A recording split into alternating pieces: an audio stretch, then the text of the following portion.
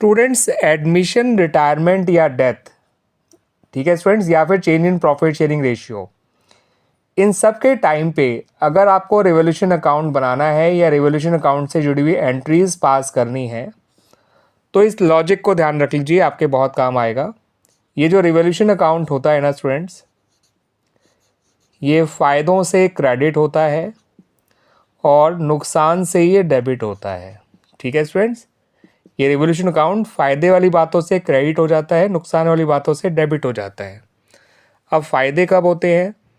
फ़ायदे तब होते हैं जब आपकी एसेट बढ़ती है या फिर लायबिलिटी कम हो जाती है या फिर किसी अनरिकॉर्डेड एसेट के बारे में पता चलता है, क्योंकि अनरिकॉर्डेड एसेट को अब आप रिकॉर्ड करोगे तो वो भी एक एसेट के बढ़ने जैसा ही होगा, दैट्स वाई। अब नुकसान कब होता है? जब एसेट कम हो जाती है, लायबिलिटी बढ़ जाती है या अनरिकॉर्डेड लायबिलिटी के बारे में पता चलता है।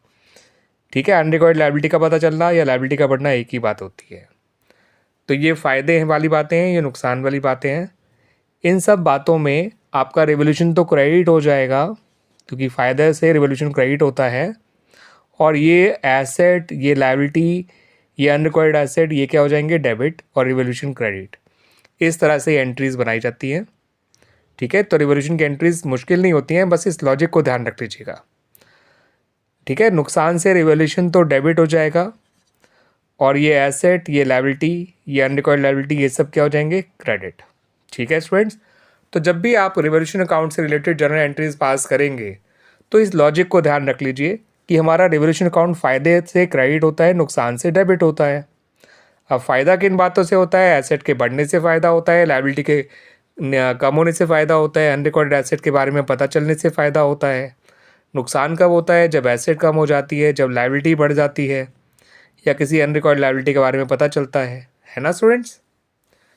ठीक है, यानी एसेट बढ़ रहा है तो डेबिट, लायबिलिटी कम हो रही है तो डेबिट, अनरिकॉर्डेड एसेट है तो भी डेबिट। ठीक है, और रिवोल्यूशन क्या हो जाएगा? क्रेडिट, क्योंकि ये बात फ़ायदे की है। और अगर एसेट कम हो रहा है तो क्रेडिट, लायबिलिटी बढ़ रही है तो क्रेडिट, अनरिकॉर्डेड लायबिलिटी है तो भी वो क्रेडिट होगा, तो डेबिट कौन होगा? रिवोल्यूशन डेबिट हो जाएगा, और ये सब क्या हो जाएंगे? क्रेडिट।